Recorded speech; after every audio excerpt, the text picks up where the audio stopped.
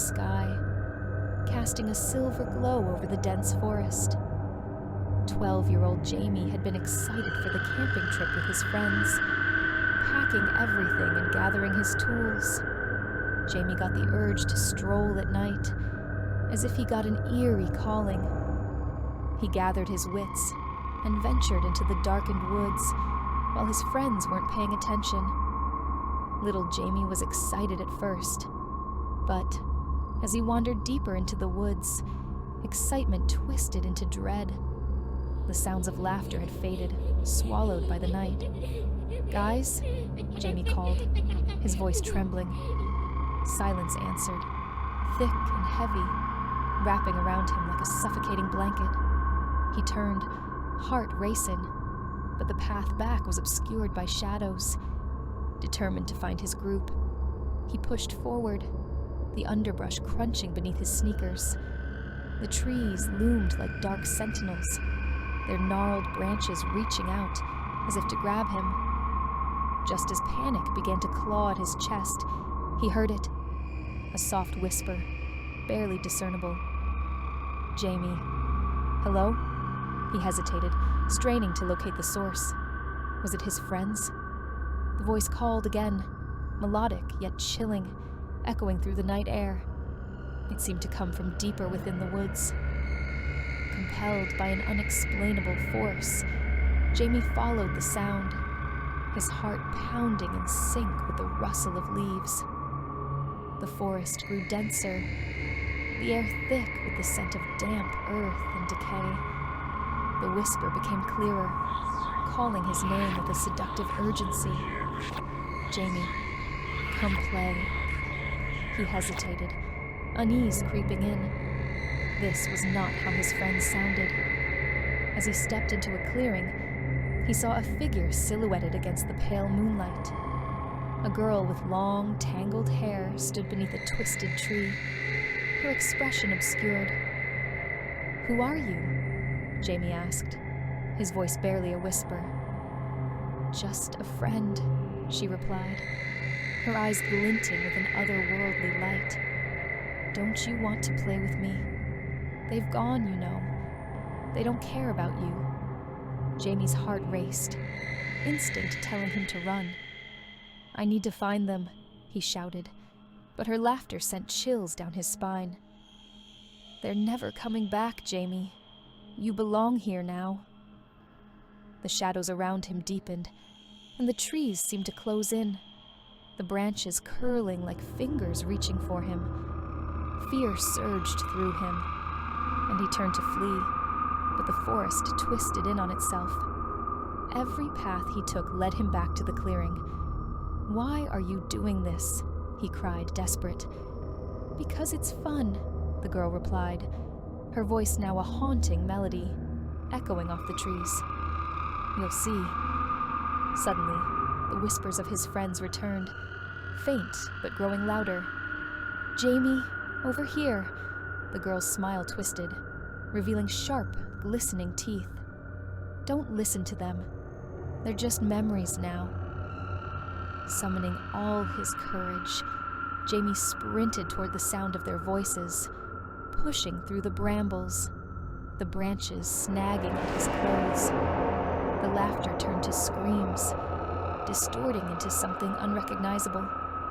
Just as the darkness threatened to swallow him whole, he burst through the trees into the campsite, breathless and trembling. His friends stood around the fire, their faces a mix of relief and concern. "Where were you? We thought you were lost," one of them exclaimed.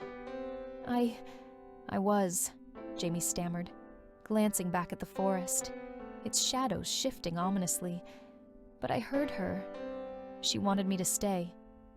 His friends exchanged worried looks, but Jamie felt a nagging pull toward the darkness. He shivered, knowing deep down that something had followed him out. As they sat around the flickering fire, the whispers echoed in his mind, a chilling reminder that the forest never truly let go of its lost souls. And as the night deepened, he could almost hear her voice again, whispering his name, beckoning him back into the shadows.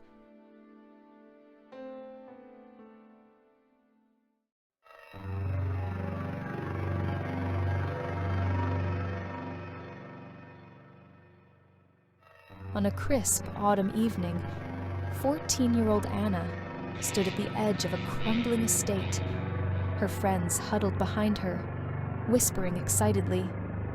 The old Waverly house had been abandoned for decades, its reputation steeped in local lore. Legends spoke of the family that once lived there, tales of madness, betrayal, and a tragic end that left their souls trapped within the walls.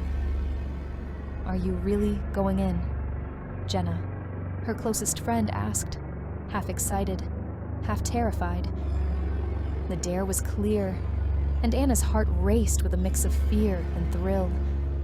She took a deep breath, recalling the stories, the chilling whispers of the night, the ghostly figures glimpsed through cracked windows. "I'll be fine," Anna replied, her voice steadier than she felt. She pushed open the door, the hinges groaning like an old man waking from a long sleep. Inside, the air was thick with dust and decay. Shadows loomed, dancing in the fading light as she stepped into the first room.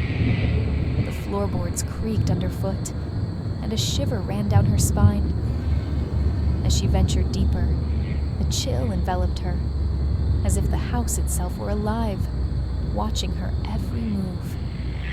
The walls, adorned with faded wallpaper, whispered of laughter long gone, but the silence that followed was heavy, oppressive. In the parlor, she caught sight of something, shadows swirling in the corner, dark and shapeless. Her heart raced.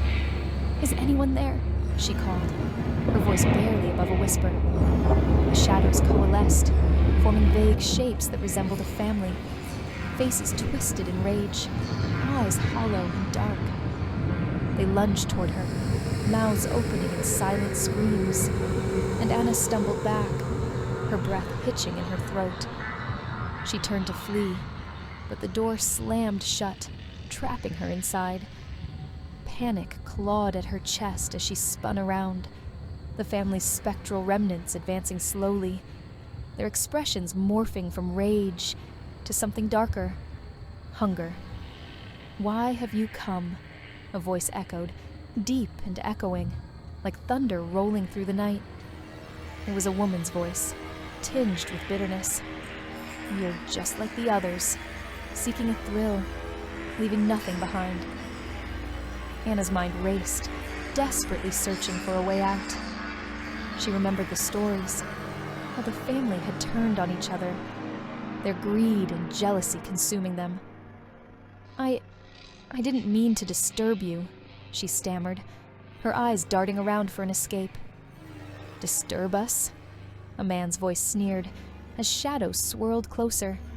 "You're just a child, a plaything for our hunger." The darkness thickened, wrapping around her like a shroud. Anna felt the air grow colder, the weight of their anger pressing down on her. "Please," she cried out, desperation rising. "I just wanted to be brave. I didn't want to hurt you." For a moment, the shadows hesitated, flickering like a candle flame. Then, the woman stepped forward, her face a mask of sorrow. "Bravery has a price, little girl. You've awakened us, and now you must choose." "What do you mean?" Anna's voice trembled. "You can join us, become part of our family, or you can run and tell the world our story, but you'll never escape the shadows." The room grew colder, the family's faces shifting between anger and pleading. Tears filled Anna's eyes as she realized the weight of their plight, their tragic story begging to be told, their sorrow etched into the very walls. With a surge of courage, she stood tall. "I will tell your story. I won't let you be forgotten." The shadows paused, their forms wavering, and for a brief moment, a glimmer of hope flickered in their eyes. Then, with a deafening roar, The house shuddered, and the door burst open. Light flooded in, and the family's shadows dissipated, leaving only the whisper of their anguish hanging in the air.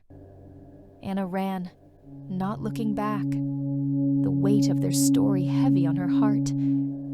She emerged into the night, gasping for breath, her friends rushing to her side.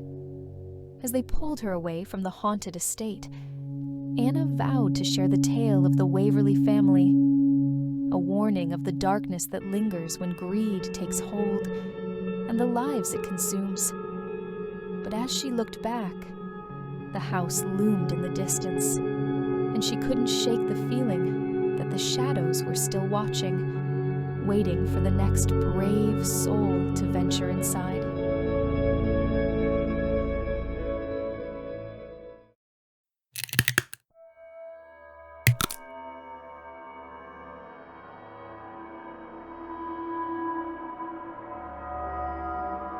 The rain tapped a rhythmic melody against the windows as a group of friends huddled in their cozy cabin, a weekend escape from their busy lives.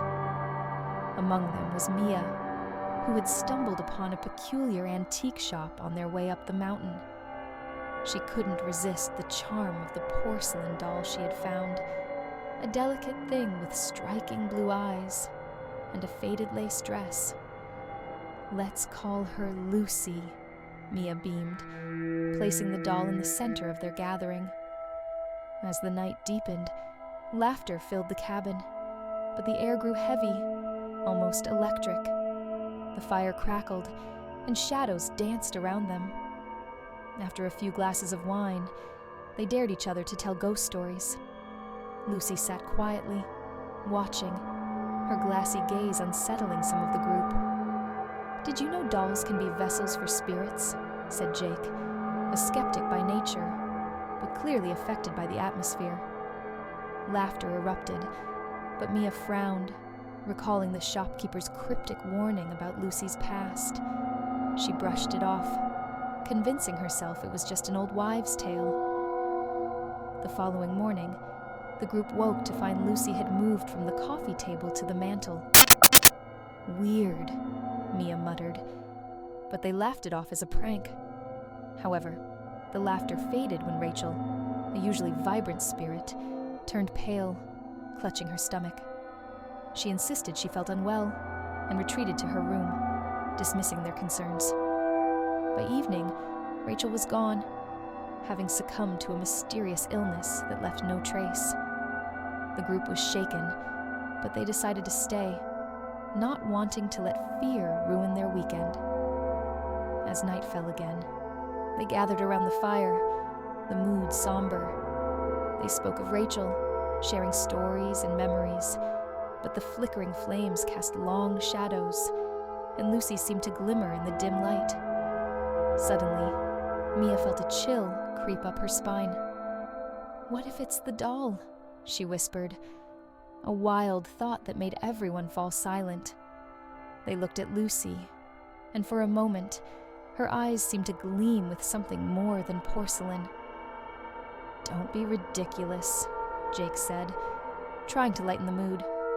But that night, as they slept, the whispers began. Soft, sibilant voices that wove through the cabin, echoing in the corners. The next day, Tom, the group's joker, was found unresponsive in the kitchen, his expression frozen in terror. No signs of struggle, no apparent cause, just gone. The friends were gripped by a dread that overshadowed their grief. Mia, clutching Lucy, was determined to rid them of the curse. In the following nights, one by one, the group fell prey to unseen forces. Laura, who had always been the strongest among them, claimed she saw shadows reaching for her. The next morning, she was missing, her belongings undisturbed. Now, only Mia and Jake remained. Panic coursed through them, the weight of Lucy's presence unbearable. They argued about what to do next. "We have to burn it," Jake insisted, but Mia hesitated. The bond they shared with Lucy felt almost tangible, an odd mixture of fear and familiarity. As they prepared to leave, Mia glanced at Lucy one last time. The doll seemed to smile, the kind of smile that made her shiver. "What if we just take her back?" Mia suggested, voice trembling. But as they reached the door, it swung open with a deafening bang. Wind howled through the cabin, extinguishing the fire. In the darkness, they felt a cold rush surround them, and an unseen force pulled at Mia's legs, dragging her back toward Lucy. "Help me!" she screamed, reaching for Jake, but he stood frozen, terror-stricken, watching her vanish into the shadows. In the end, only silence lingered in the cabin, a heavy, oppressive silence.